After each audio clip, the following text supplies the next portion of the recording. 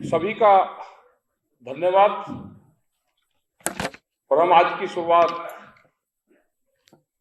जय भीम से करना चाहेंगे। जय भीम, जय भारत, सत श्री अकाल, ये नारे हमेशा गूंजते रहे। और जिस जमीन पे हम आए, ये बहुत से विचारधाराओं की धरती है। ये नागपुर, यहां से ही बाबा साहब ने एक वैचारिक परिवर्तन किया। और ये भूमि इसलिए भी महत्वपूर्ण है कि बाबा साहब पूरी दुनिया में गए, बहुत से देशों में पढ़ाई की, वहां के संविधान देखे और भारत का संविधान लिखने में अहम भूमिका निभाई। लेकिन कुछ गलत विचारधाराओं के लोग जो देश के संविधान को नहीं मानते थे, वो समानता का अधिकार नहीं देना चाहते थे, बाबा साहब को भी अपना एक अलग से जो परिवर्तन की भूमि है, यहां से एक परिवर्तन करना पड़ा। और उन्होंने कहा कि हमको समानता का अधिकार जहां मिलेगा, हम ऐसा धर्म को अख्तियार करेंगे। क्योंकि उनको पता था, उनको जानकारी थी कि हिंदुस्तान ये कृषि और ऋषियों की भूमि है। यहाँ पे धार्मिक भावनाएं हमेशा जागृत रहेगी। और अपने समाज के लिए उन्होंने जो काम किया, उसके उत्थान के लिए जो काम किया, हमेशा उनको याद करते रहेंगे। एक शब्द आता है कि पिछड़े, दलित। दलित कोई जातियां नहीं है। दलित कौन लोग थे? हम सब दलित हैं। गांव में रहने वाला हर आदमी दलित है। खेत में हल चलाने वाला, जिसके हाथ मिट्टी से सने हैं, जिसके पैरों में जूती नहीं है, जो मिट्टी में काम करता है, जो नहाने से पहले अपने खेत में काम करता है, वो सब दलित है। उसकी कोई जाति नहीं है।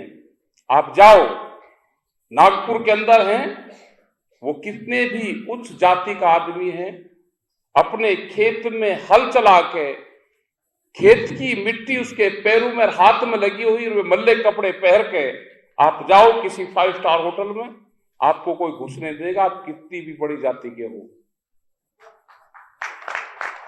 तो जो मजदूर हैं, जो खेत में काम करता है, जो गांव में रहता है, वो दलित है।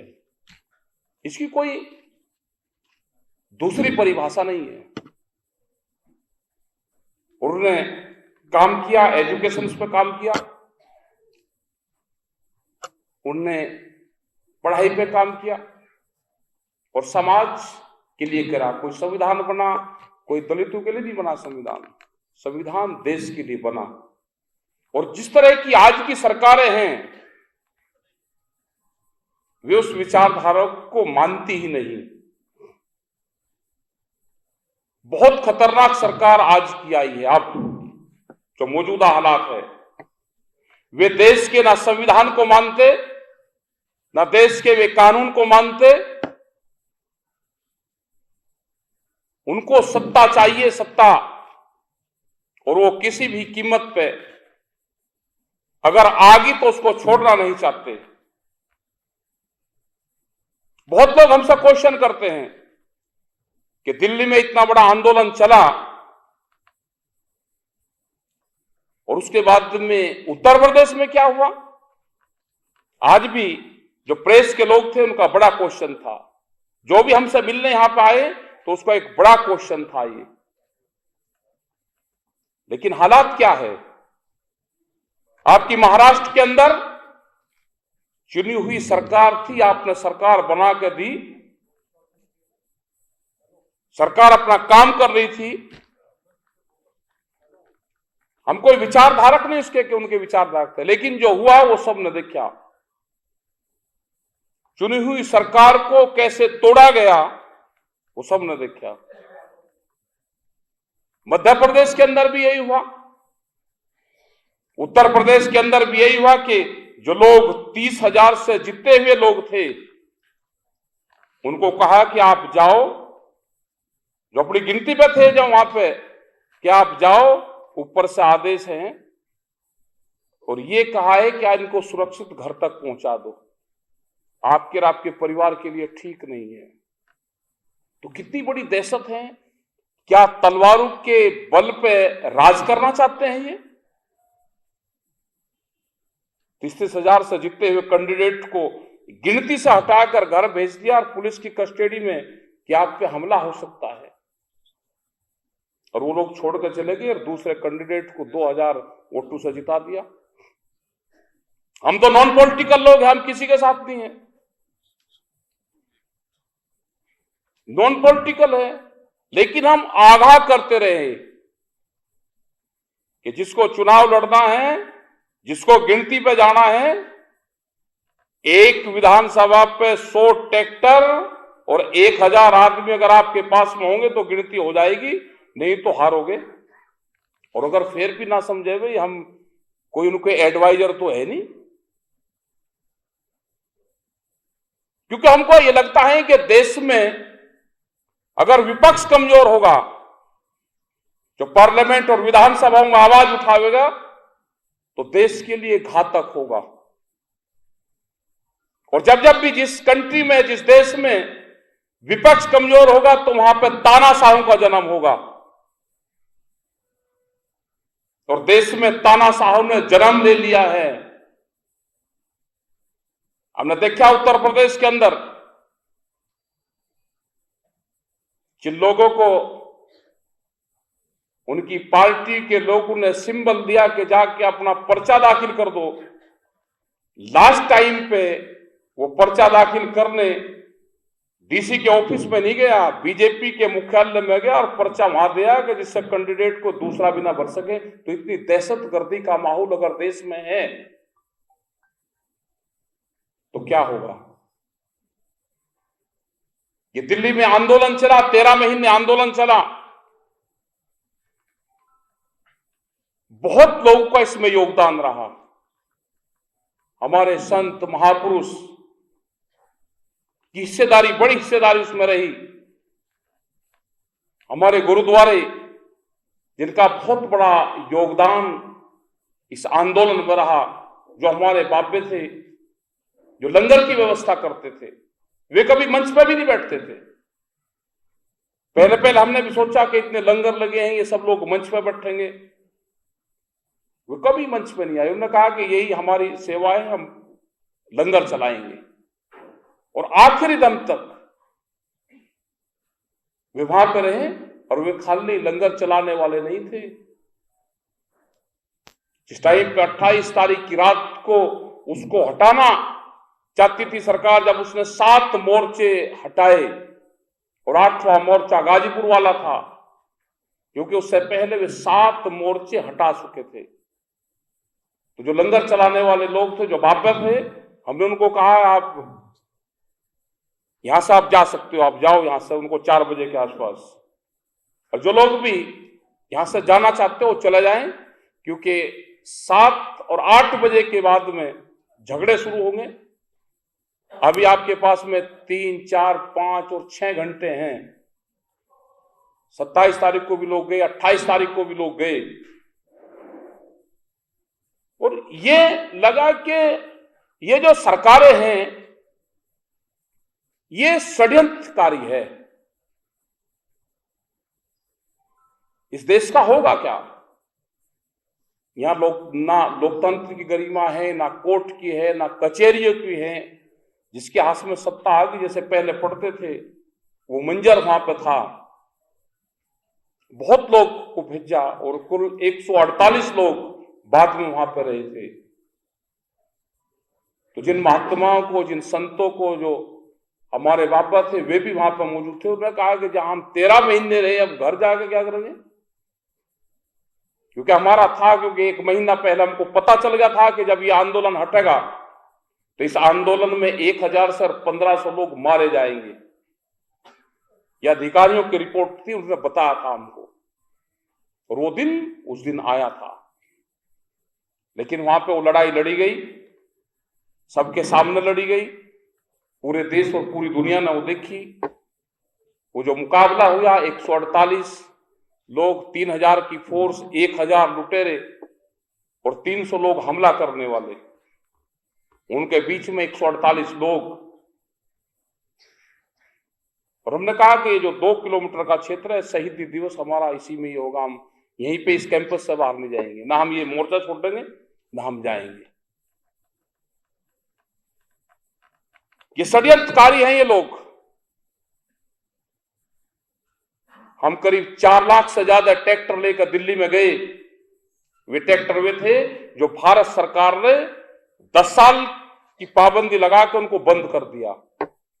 कोई हमारा मकसद नहीं था कि हम ट्रैक्टर लेकर जाए, लेकिन हमने कहा कि जो पॉलिसी आपने बनाई, क्या कोई ट्रैक्टर 10 साल में कोई बदल सकता है?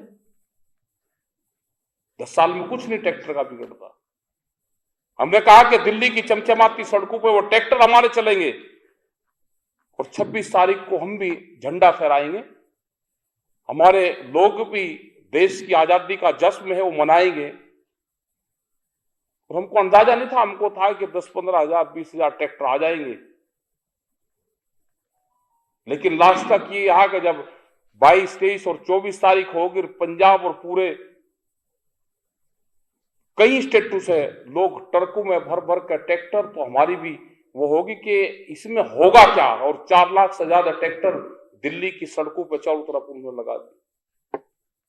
प्रशासन को कहा कि आप इसकी परमिशन अंदर से हमको रूट आप दे दो, हम डिसाइड इसको कर लेंगे।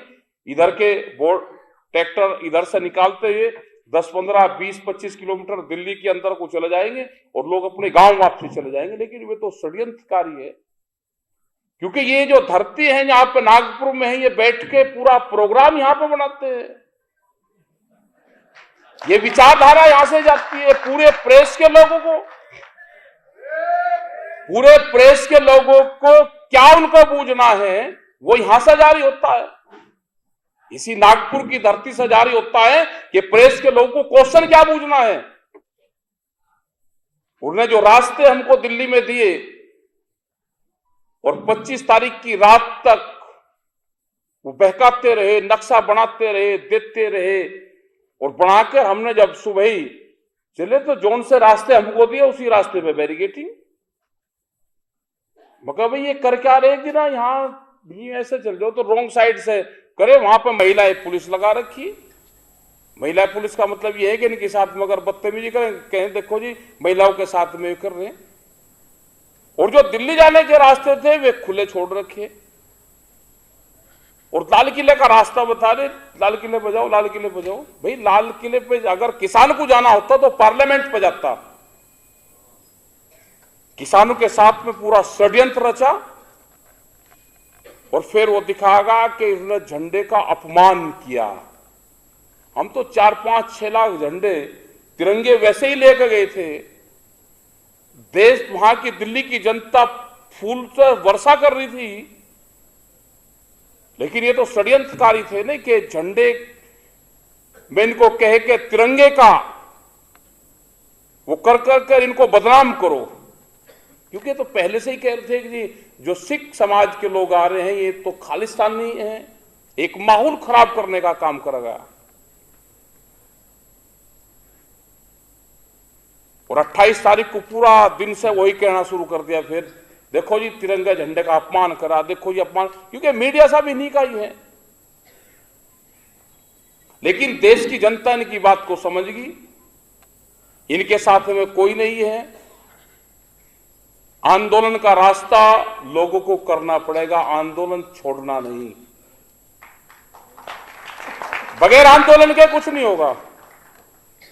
जो हमारे साथ में अभी भी लोग हैं जो व्यापार करते हैं, वे सब इस आंदोलन को छोड़ के बहुत से लोग चले जाएंगे।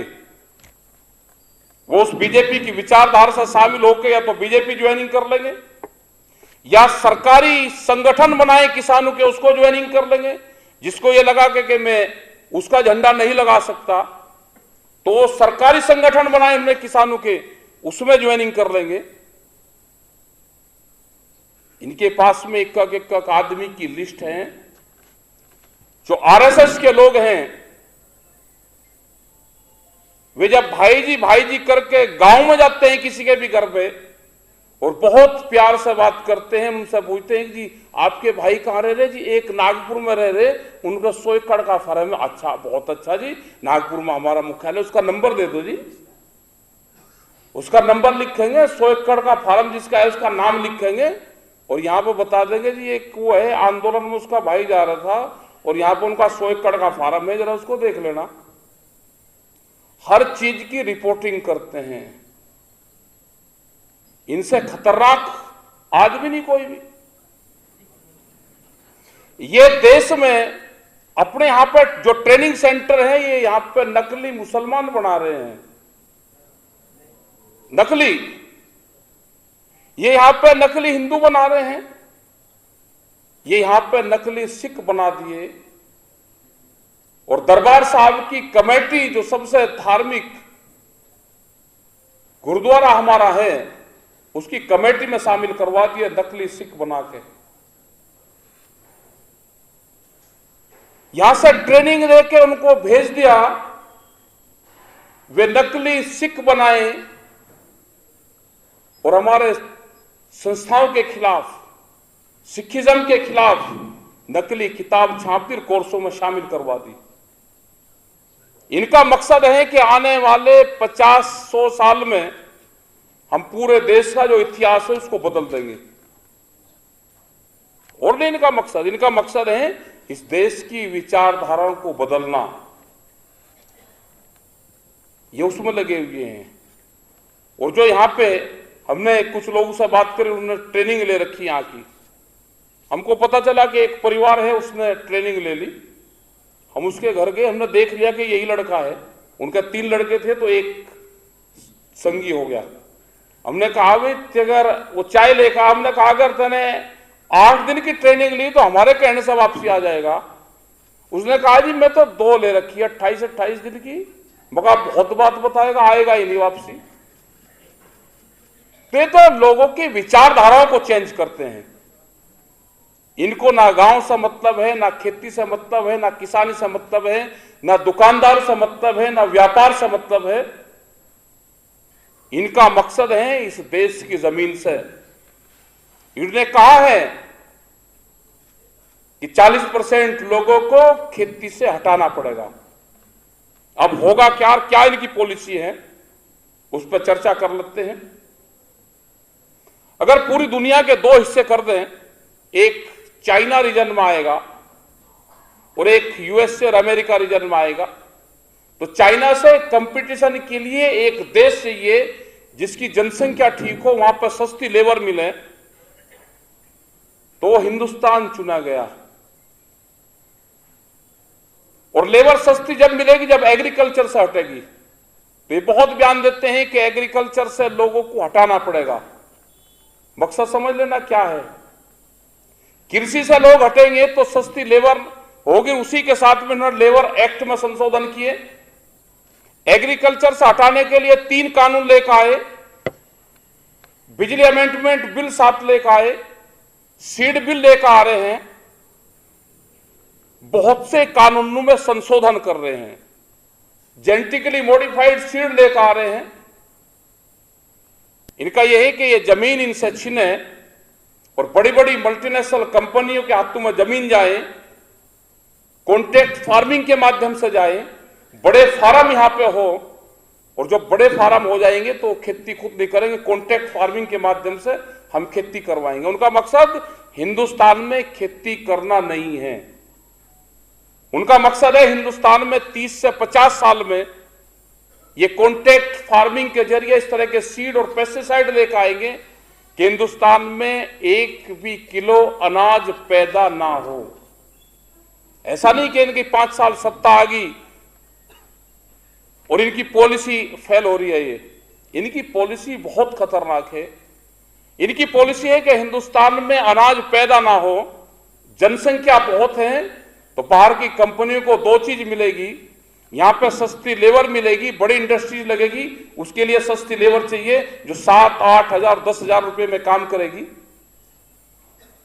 और अनाज उनके लिए बाहर से आएगा। इसलिए बाहर की जो बड़ी बड़ी कंपनियां आ रही हैं, जो फूड के क्षेत्र में आ रही हैं, ये यहां पे मार्केट तलाश कर रहे हैं। ये देश तो कृषि और ऋषियों का देश है। ये कृषि और ऋषि पद्धति पर चलने वाला देश है। ये अगर यहां के साथ में कृषि के साथ में छेड़खानी करोगे तो यहां पे आंदोलन होते हैं।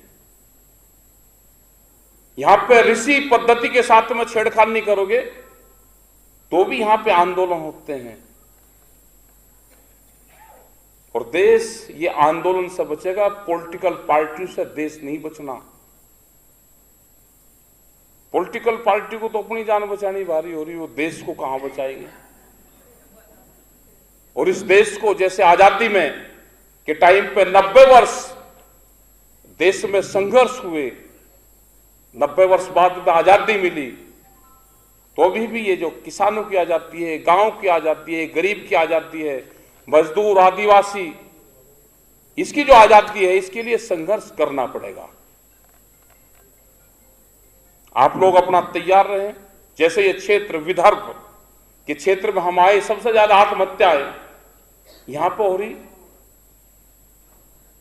आत्महत्या इसलिए होती है कि फसलों के दाम नहीं मिलते। 1967 में 1 क्विंटल गेहूं हम बेचते थे तो 76 रुपए पर क्विंटल रेट भारत सरकार का था। एक कर्मचारी की सैलरी 70 रुपए थी तो 1 महीने की सैलरी में 1 क्विंटल वो कनक नहीं खरीद सकता था। सोने का भाव 200 रुपए तोला था तो 2.5 क्विंटल गेहूं में, 3 क्विंटल गेहूं में 1 तोला सोना खरीद सकता था। भट्टे की जॉब वाली जो ब्रिक्स आती है जिससे मकान बनाते थे, 1 क्विंटल गेहूं बेचकर 2,500 आती थी, 30,000 रुपए का रेट था।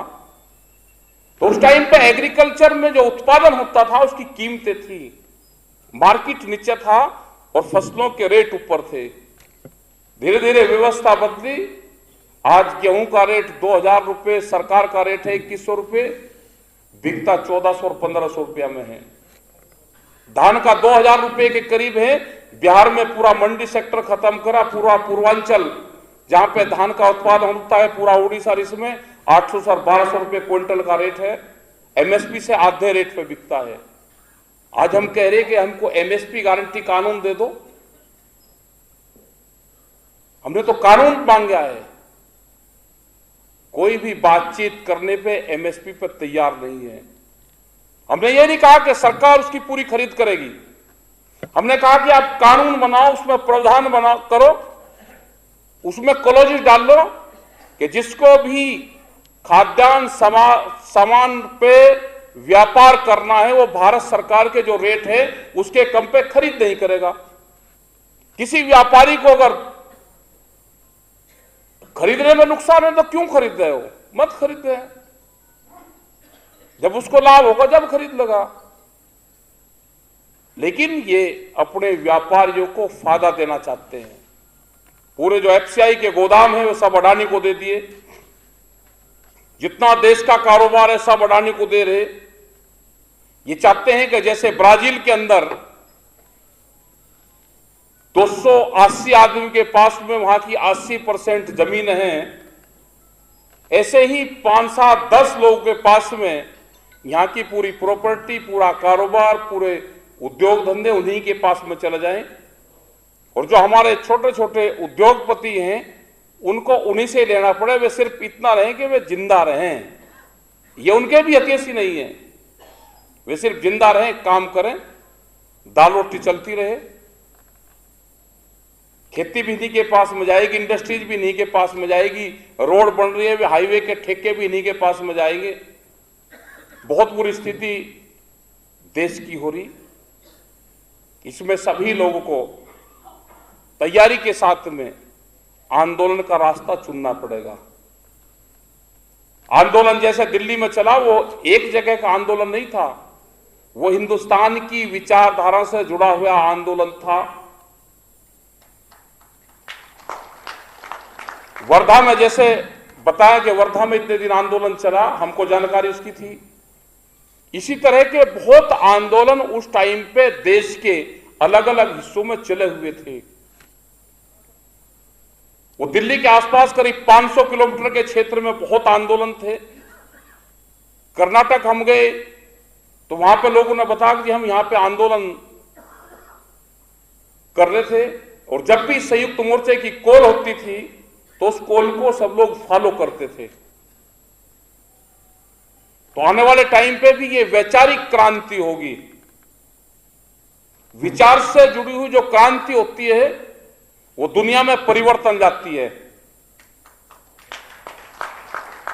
2013 और 14 में भी वैचारिक ही क्रांति थी एक किस्म की।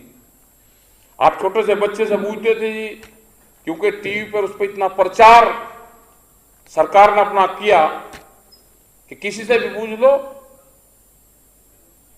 अब की बार घर घर सब बताते थे।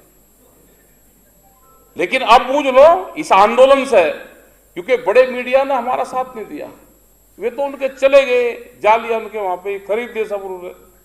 लेकिन सोशल मीडिया के माध्यम से बहुत बड़ा परिवर्तन आया। घर घर में बच्चों ने, जो हमारा ये जो कोरोना काल था, इसमें आंदोलन को फायदा बहुत हुआ। कोरोना काल से, कोरोना काल जब चला तो स्कूल बंद रहे, बच्चों की ऑनलाइन पढ़ाई चली। जो बच्चे थे, जो 6, 7, 8 साल के बच्चे थे, वो मोबाइल पे पढ़ाई करते थे। जो घर में अनपढ़ लोग थे, जो बापा थे, इनके पिताजी थे, मोबाइल उस टाइम पे खरीदे गए। वे कहते थे भाई दिल्ली का आंदोलन भी दिखा दे। तो बच्चा तो मोबाइल चलाना जानता था, बापा जानता नहीं था, तो उनका दोनों का तालमेल हुआ। अगर इनको पता चल जाता कि ऑनलाइन पढ़ाई से इसको आंदोलन को फायदा हो रहा है, तो ये उस पर बैन करते। आज आप गांव में कहीं पे भी जाओ तो 7, 8 साल का, 6 साल से 10 साल का बच्चा है, वो सब जानता है आंदोलन को। एक बार ऐसे ही बोलता है वो, और तुरंत वो वीडियो निकल कर आती है, क्योंकि लाखों आंदोलन की वीडियो पड़ी। इस आंदोलन का कोई लीडर भी नहीं था। इस आंदोलन के 40 लीडर थे, जो जत्थेबंदी के लोग थे। और हमने बाद में भी और लास्ट तक ये कहते रहे, जब सिंगू बॉर्डर की उसकी बात आई, हमने कहा कि हमारे मंच भी वही रहेगा और हमारे पंच भी वही रहेंगे। इस आंदोलन का कोई लीडर नहीं है, इस आंदोलन की लीडर ये जनता है। इसी ने ये आंदोलन चलाया। बहुत लोगों का इस आंदोलन में सहयोग रहा। वे वहां तक नहीं भी जा पाए तो भी वे आंदोलन का हिस्सा बने रहे। और आने वाले टाइम पे भी हमको अपनी जमीन बचानी है, फसल और नस्ल हमको बचानी है, तो आंदोलनों का हिस्सा बनना पड़ेगा। एक फसल कुर्बानियां देनी पड़ेगी एक फसल की। हमने राजस्थान में कह दिया एक फसल का मतलब नहीं कि फसल की जुताई कर दो। उन्होंने जुताई शुरू कर दी थी। हमने कहा एक फसल की कुर्बानी दे दो, तो तीसरे दिन पता चला कि उन्होंने गेहूं की बुआई वो हेरो चला दी, उसमें ट्रैक्टर चला दिए। बहुत मुश्किल से रखी, हजारों एकड़ जमीन उन्होंने जुताई कर दी उसकी। एक फसल का मतलब है कि एक फसल की कमाई इस आंदोलन में लगा लो, उसको नष्ट नहीं करना, इसमें लगाओ। क्योंकि आंदोलन बहुत जगह चलाने पड़ेंगे। यहां पे भी ये प्रोग्राम हुआ तो इसका भी खर्चे बैठते हैं। तो जो लोग भी आंदोलन करेंगे, और खासकर के महाराष्ट्र में जहां पे आंदोलन कमजोर है, हम यहां पे आते रहेंगे, हमारे लोग यहां पे आते रहेंगे। और जब जब भी जो कोई बुलाएगा, छोटी मीटिंग हो, बड़ी मीटिंग हो, आप आंदोलन की तैयारियां करो। आंदोलन यहां पे कमेटियां बनाओ, संयुक्त मोर्चे की कॉल जब हो तो उसके लिए आप खड़े रहें। ट्रैक्टर हमारा सबसे बड़ा हथियार इस आंदोलन में रहा। बैरियल जब टूटते थे तो उसी से टूटते, बैरियल हाथों से नहीं टूटते। ये कलयुग के आंदोलन है, इसमें ताकत का भी इस्तेमाल करना पड़ता है। और हमारे सरदार साहब ने बताया कि ये ट्रैक्टर तो 1965 में भी देश की लड़ाई में काम आया और ये हमेशा आगे भी काम आता रहेगा। अगर आंदोलन कमजोर होगा तो 10 साल पुराना ट्रैक्टर टूटेगा। जो लोग खेती किसानी करते हैं वो कानून आ गया, एनसीआर, और जो बड़े शहर हैं उसमें वो ट्रैक्टर भी जो डीजल वाहन है उसमें उन्होंने शामिल कर दिया कि इसको हटाया जाए। कागजों में एक दूसरे के वो कागज चढ़ता ही नहीं ट्रैक्टर। तो अपने आंदोलन को मजबूत रखो, अपने संगठन को मजबूत रखो, और जो लोग आंदोलन में हिस्सेदारी करते हैं उसको मजबूत रखें। और बहुजन समाज की जो परिभाषा है वो आपको बताई दी। कोई उच्च जाति का नहीं है। किसी को तजर्बा लेना है तो खेत में हल चला के वही कपड़े पहन कर आप कहीं शहर के किसी बिल्डिंग में चले जाना, जो शहर के लोग हैं, अगर आपको अपने दरवाजे पर अंदर बैठा ले तो खेत में काम करने वाले लोग सब बहुजन हैं, सब उसी समाज से हैं। और बाबा भीमराव अंबेडकर के परिवार के लोग भी रहते हैं यहां पे। उनके परिवार के लोग मिले, हमने उनको कहा भाई आप यूपी में, राजस्थान में, उधर आप जाओ, आंदोलन जब होते हैं या बड़ी मीटिंगें होती हैं आप उसमें भी आप जाया करो। क्योंकि बहुत लोगों को यह पता ही नहीं कि बाबा साहब के भी परिवार के लोग अभी हैं, लेकिन वे यहां तक ही रहते हैं। उनको भी जब इस तरह की जब मीटिंग हो तो उनके परिवार के लोगों को बुलावे। उसमें बहुत आस्था उनके परिवार में लोगों की है। तो जो कमेटी है, कभी भी इस तरह के प्रोग्राम हो उनको भी बुलवाओ। अपने यहाँ पे गुरुद्वारे हैं उनका भी सम्मान, और जो कमेटियां हैं वहां पे भी जाते रहो। क्योंकि जब भी आंदोलन होंगे तो गुरुद्वारे नंबर 1 पे हमारा साथ देंगे। सत श्री अकाल। क्योंकि ये कलयुग है, कलयुग में भूख हड़ताल से कामयाबी नहीं मिलेगी। भूख हड़ताल जब करते थे, जब राजा प्रथा थी कि राजा से लड़ नहीं सकते थे तो भूख हड़ताल कर लें, राजा को दया आ जाए और हमारा काम कर दें। ये तो कलयुग के राजा हैं, यहां दया की नहीं। जैसे ही आपने गर्दन नीची करी ये कत्ल करेंगे। ये पूजा पाठ करने वाले हैं, लेकिन ये उस खानदान से हैं जिस खानदान में बलि प्रथा थी मंदिरों में। ये उस खानदान के हैं, याद रख लेना। ये पूजा पाठ करने वाले हैं लेकिन ये बलि प्रथा वाले हैं। इनसे डरने की जरूरत नहीं, ये डरपोक भी उतने ही हैं। आप डट के खड़े रहोगे। इन्हें पूरे सिस्टम को कैप्चर कर लिया। सब लोग हमारे संपर्क में हैं, सब विभागों के लोग संपर्क में। उन्होंने कहा जी हटना नहीं, हटना नहीं। एक जगह चले गए, टिकैत साहब के ऊपर मुकदमा था रेलवे का, आज पर्चा दे, पुलिस आ रही, ये होगी जी कुड़कियों पर कह ले भाई चलो चले चलेंगे। कोर्ट में गए, जज ने कहा जी बस हो गया, मुकदमा भी खत्म हो गया और अपना आंदोलन मत छोड़ना। टिकैत साहब कह लगे भाई ये मामला पहले ही देखा, भाई आंदोलन ना छोड़े तो आपने बुलाए क्यों? कह ले जी वो काम मेरा है और जो काम आपका है उसे छोड़ना नहीं, आंदोलन छोड़ना नहीं, आंदोलन करते रहो। तो भाई ये तो है कि जिसका जो काम है वो कर रहे, घबराने की जरूरत नहीं। जब जरूरत होगी तो सारी संस्थाएं आपके साथ में खड़ी मिलेगी। अगर ये छेड़खानी 28 तारीख में करते तो इनको भुगतना पड़ता। सब देश का जवान और किसान सब वहां से ही जाता है। अभी भी पत्रकार एक न्यायिक भाषा का इस्तेमाल हुआ आज, तो क्योंकि नागपुर की धरती है तो भाई नया क्वेश्चन तो जरूर आएगा। उन्होंने कहा जी माओवादियों ने चिट्ठी लिखी आपको, कहा 1 साल बाद पता चला भाई हमारी इंटेलिजेंस है ये है, वो कहाँ गई थी, उनको पकड़ो। अब मैं कहा चिट्ठी हमें भी दिखा दो भाई, कहाँ है, किस तरह की चिट्ठी की, आपका समर्थन करा उन्होंने। अब कोई समर्थन कर रहा चिट्ठी के जरिए, बताओ उसका क्या कर ले भाई, भाई उसको पकड़ लो, हमें तो समर्थन नहीं मांगा, आप पकड़ लो उसको। कहाँ किसने करा, कौन से उसने करा, वो कौन विचारधाराओं से हमारी सहमत हो गया। तो इस तरह के क्वेश्चन करते हैं, लेकिन हम इनका सबका जवाब देते हैं। हमने कभी किसी प्रेस वाले को ये नहीं कहा कि ये क्वेश्चन पूछना और ये ना पूछना, हमने जो जिसने पूछा उसके सबके जवाब दिए। इनकी मजबूरी है, क्योंकि एक बार एक ही घंटे में 7-8 चैनल पर अलग अलग प्रोग्राम रहे।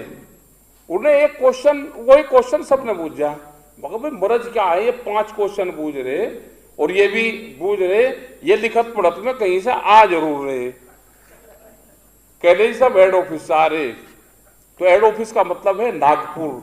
सब चीजें यहां से जाते हैं, रिटायर जज बैठा रखे हैं यहीं, क्या फैसला होना है सब यहां से ही जाते हैं, क्योंकि उनके खिलाफ नहीं बोल सकते, इस तरह की व्यवस्था है। तो सब इन्होंने कैप्चर कर लिया, कैप्चर बंधन में है सब लोग। तो ये मुक्ति अभियान भी चलाना पड़ेगा आप लोगों को ही।